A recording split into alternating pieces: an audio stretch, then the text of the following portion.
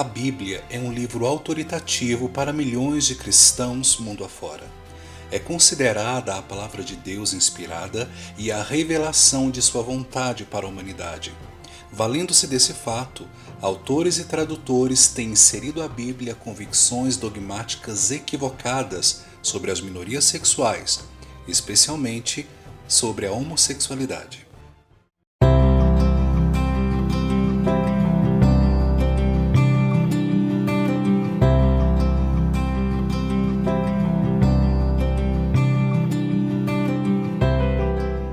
Da Idade Média até meados do século XX, palavras e expressões como moles, fracos, voluptuosos, libertinos contra a espécie, aqueles que se deitam com machos, infames, abomináveis, efeminados e sodomitas, dominaram as traduções para Malacói e Arsênio Coitai. A partir do final do século XIX, com o advento da psicologia e a descoberta das diferentes orientações sexuais, novas terminologias, fiéis à constituição sexual humana, surgiram. Estava aberto o caminho para inserir gays e lésbicas às páginas das Escrituras. Uma das mais antigas traduções da Bíblia é a Vulgata, feita por São Jerônimo entre os séculos IV e V. A Vulgata, tradução das Escrituras para o latim, foi solicitada a São Jerônimo por Dámaso I, bispo de Roma, após a conversão do Império Romano ao cristianismo. São Jerônimo traduziu Malacói e Arsênio Coitai, respectivamente, por moles, suaves, fracos, e masculorum concubitores, homens que praticam o concúbito, ou seja, a penetração com outros homens. São Jerônimo fez uma tradução bastante fiel ao grego.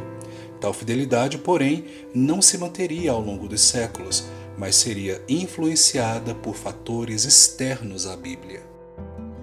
Sobre a dinâmica das traduções ao longo dos séculos, John Hall Elliott, doutor em teologia e docente na Universidade de São Francisco, escreveu: cada tradução é uma interpretação.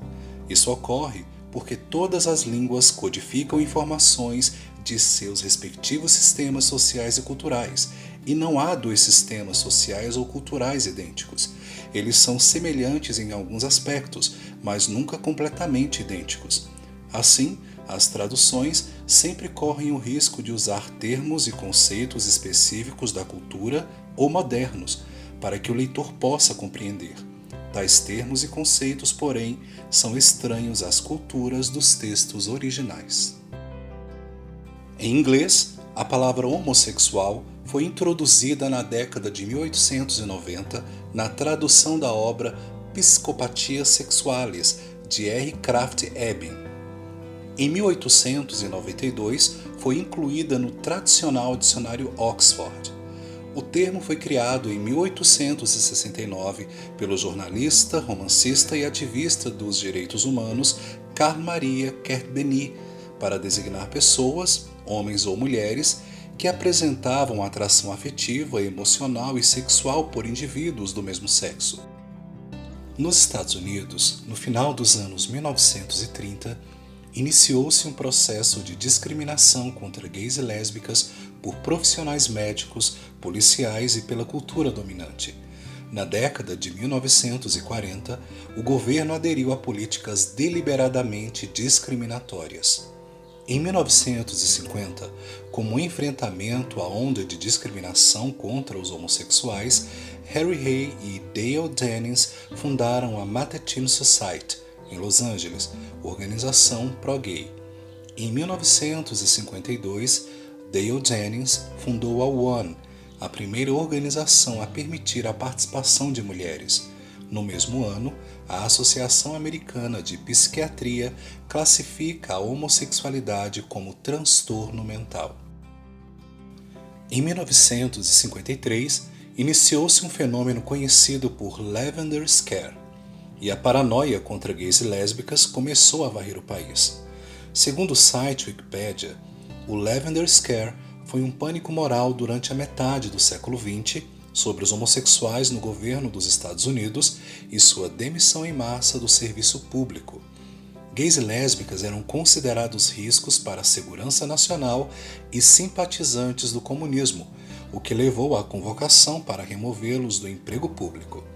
Acreditava-se que os gays eram mais suscetíveis à manipulação e que poderiam representar uma ameaça ao país.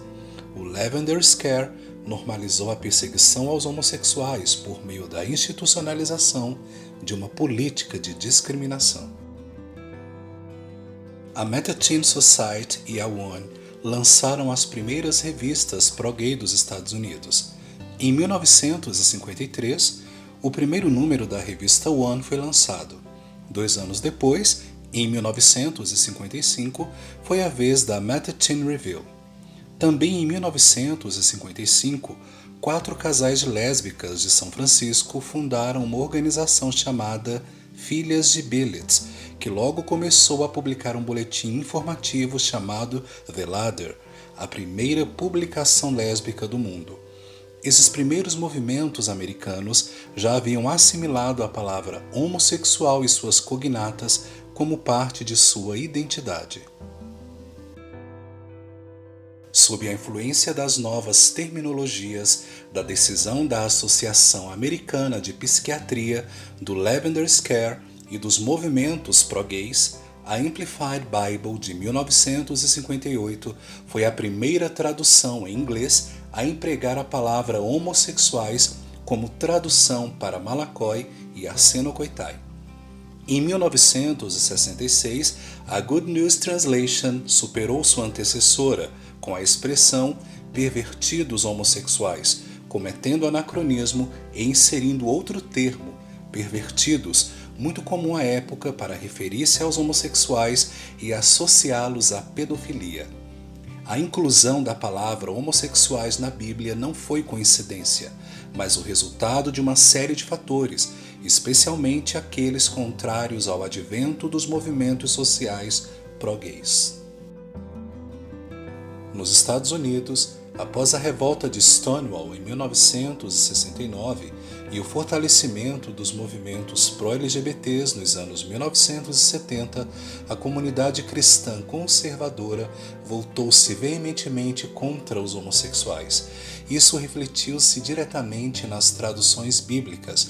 As palavras Malakói e Arsenokoitai, sem qualquer apoio histórico ou linguístico, passaram a ser traduzidas quase universalmente como homossexuais, caso da New English Bible de 1970 e da Living Bible de 1971.